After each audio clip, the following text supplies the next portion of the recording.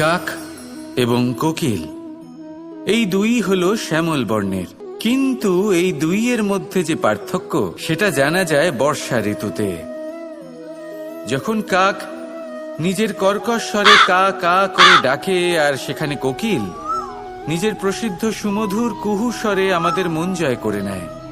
এবার এটা শুধু কোকিল আর কাকের সাথে নয়, বরং প্রত্যেক মানুষের সাথে হয়ে থাকে। প্রত্যেক মানুষের ব্যক্তিত্ব তার কথার আড়ালে লুকিয়ে থাকে।